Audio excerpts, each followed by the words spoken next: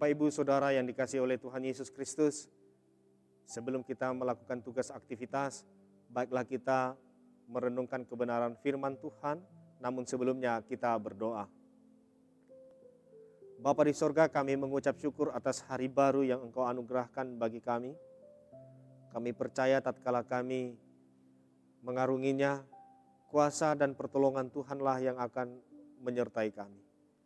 Kami akan mendengarkan firman-Mu, tolong dan berkatilah kami. Amin. Amsal 24 ayat 10. Jika engkau tawar hati pada masa kesesakan, kecillah kekuatanmu.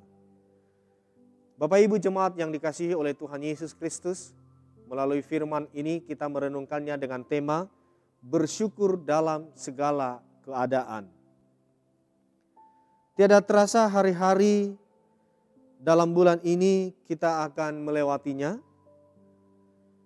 dan kiranya kita dapat merasakan bahwa pertolongan Tuhanlah yang memampukan kita sehingga kita dapat melewati hari-hari khususnya di bulan ini. Pertanyaannya, masihkah kita memiliki hati yang tawar?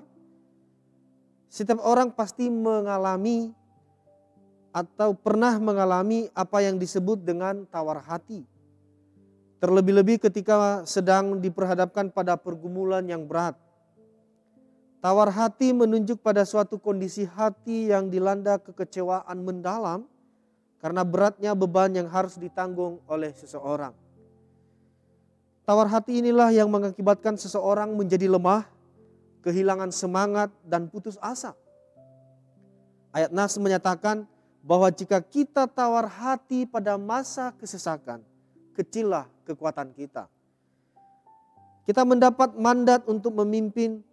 Diulang, ketika mendapat mandat untuk memimpin bangsa Israel menggantikan Musa, Tuhan mengingatkan Yosua,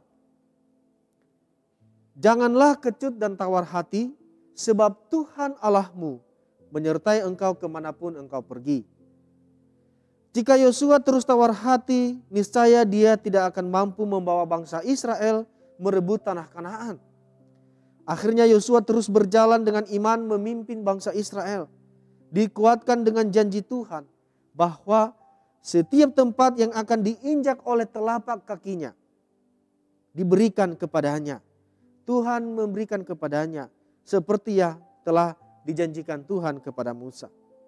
Berjalan dengan iman bukanlah suatu tindakan yang nekat tanpa dasar, tapi tindakan yang disertai dengan keyakinan akan firman Tuhan, mempercayakan diri kepadanya dan taat kepadanya. Berjalan dalam iman berarti tidak memperhatikan yang kelihatan, melainkan yang tak kelihatan. Karena yang kelihatan adalah sementara, sedangkan yang tak kelihatan adalah kekal. Dalam Ibrani 11 ayat 1 demikian dikatakan, iman adalah dasar dari segala sesuatu yang kita harapkan dan bukti dari segala sesuatu yang tidak kita lihat. Saudaraku yang terkasih, percaya pada pemeliharaan Tuhan adalah hal yang mutlak bagi setiap kita. Marilah kita yakin bahwa Tuhan tidak pernah memberikan pencobaan melampaui batas kekuatan kita. Pada saat yang tepat Dia pasti akan menolong dan memberikan jalan keluar yang terbaik. Karena itu, janganlah kita lupa untuk selalu bersyukur dalam segala keadaan dan mengamini setiap janji Tuhan dalam hidup kita, sekalipun di situasi pandemi COVID-19. Tuhan memberkati firman-Nya, kita berdoa. Bapa di sorga, kami mengucap syukur atas firman-Mu yang dapat mengingatkan sekaligus meneguhkan iman kami untuk tetap dan selalu bersyukur bahkan dalam segala keadaan dan situasi. Sekalipun pandemi masih membayangin akan kehidupan kami memohon Tuhan, biarlah Engkau menyertai, memberkati, menyehatkan kami, dan menyembuhkan saudara-saudara kami yang sementara sedang mengalami sakit penyakit.